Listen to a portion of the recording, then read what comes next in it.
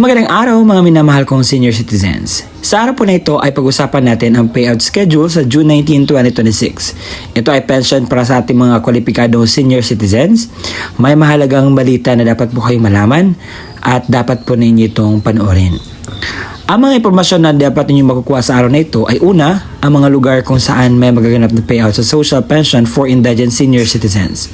Pangalawa, ano pa ang oras ng inyong payout? Pangatlo, saan po ba gaganapin ang payout? Pang-apat, mga kumpletong requirements na dapat mong i-ready. At pang-lima, mga dagdag kaalaman patungkol po dito.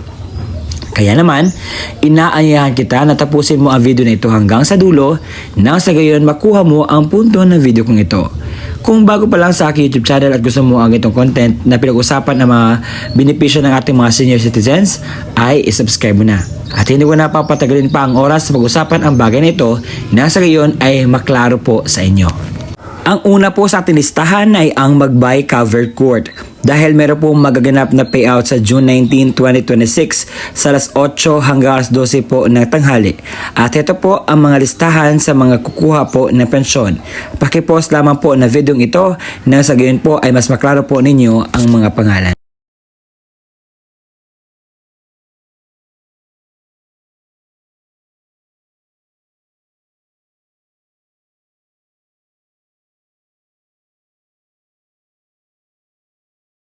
Ang kasunod po ay ang Barangay Cleanan 6 dahil meron po magaganap na validation or verification sa mga potential na kukuha ng senior citizens sa social pension payout po.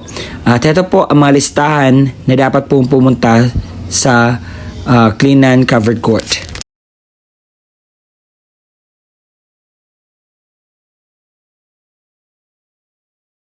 Ang kasunod po ay ang Southern Leyte sa munisipalidad ng Macrohon dahil meron po magaganap na payout sa June 19, 2026 sa Echon Covered Court sa alas 8 ng umaga ang Barangay Bagong Silang, Bagdanao, Sindangan, Ilihan, Laray, Santo Niño, Upper Echon at saka Echon. Sa alas 11 ng umaga ang Barangay Amparo, Mabini, San Joaquin, Rizal, Santo Rosario, San Vicente Poblacion at Santa Cruz. At ito po ang mga listahan sa mga kasali po na kukuha ng pensyon.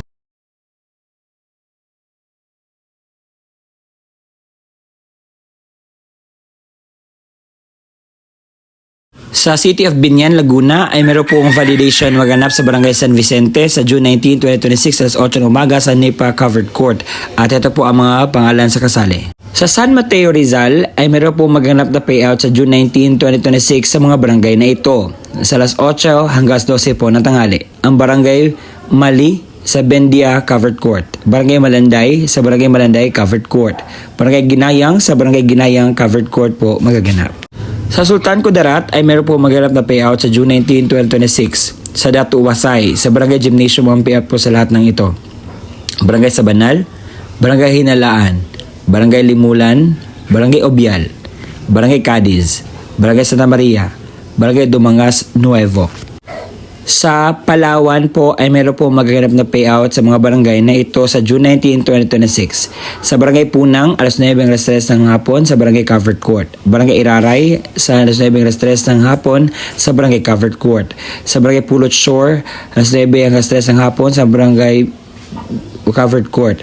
Sa Barangay Pulot Interior, sa alas 9 hanggang alas 3 ng hapon, Barangay Covered Court. At yun po ang mga dapat mong alaman. Sa Barangay Pinagbubong, Tabaco City, meron po maganap na validation sa mga qualified or potential na magiging social pensioners. At ito po ang mga listahan na dapat nyo pong makita para po makuha po ninyo ang mga listahan po sa mga kasaling pwedeng kukuha ng pensyon.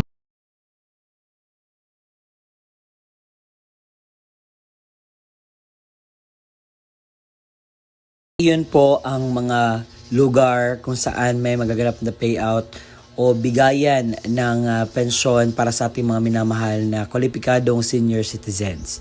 Sa mga nagtatanong, sir, totoo ba itong sinasabi mo? Hindi ba ito fake news? Hindi po iyan fake news dahil naka-include na po ang mga details na dapat nyo pong ma-inculcate, malaman, maramdaman. Kasi gusto ko pong sabihin sa inyo, dahil maraming nasabi, fake news namang sinasabi nyo. Hindi po ito fake news. Ito ay batas po ang social pension for indigent senior citizens. At kung hindi ko man nakita ang inyong mga lugar, you can just go to the near barangay sa inyo at alamin kung meron na bang update sa inyong social pension for indigent senior citizens. Kung kasali ka pa ba, meron bang update o ano ba ang gusto mong malaman na increase patungkol po sa inyo pong magaganap na pensyon. Baka yung iba hindi na nakatanggap dahil meron pong validation. Kapag hindi ka pa makapunta sa validation, automatic tanggal ka na po. And sir, ano ba yung mga requirements nito para payout kami? So ito po ang kumpletong requirements na dapat mong i-ready. Social pension requirements. Kapag ang senior citizens mismo ang pupunta sa venue, ito po ang kanyang dalhin. Una, original OSCA ID at national ID. Pangalawa, photocopy ng senior citizens ID na may 3 lagda o thumb mark sa hindi na po makakapirma. Kung ang representative ng senior citizens naman ang kukuha, ito po ang dapat niyang dalhin. Una, original at photocopy ng ID ng senior citizens ID na may 3 lagda o thumb mark sa hindi na po makakapirma. Original at photocopy ng valid ID ng representative o government issued ID lamang na may 3 lagda o thumb mark sa hindi na po makakapirma. Sulat, pahintulot or authorization letter mula sa senior na mayroong pirma, thumb mark at naayon sa format mula sa DSWD, makukuha po ito sa inyo pong barangay. Pang-apat, kopya ng litrato ng senior citizens na may kasamang representative na may hawak na updated newspaper.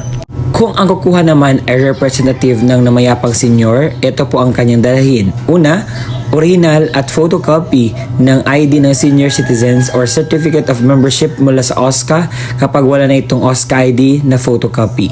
Pangalawa, original at photocopy ng government issued ID ng representative. Pangatlo, original na kopya ng death certificate na naka-certified true copy. Paunawa, ang mga namayapang pensioner ay makatanggap lamang ng kanilang pensyon depende sa quarter kung kailan yumao ang alinsunod sa alintunin mula sa DSWD. At yun po ang kumpletong detalye sa inyo pong makukuhang pensyon sa araw po na aking sinasabi. Salamat po sa pakikinig. Hanggang sa susunod na aking upload. Bye-bye.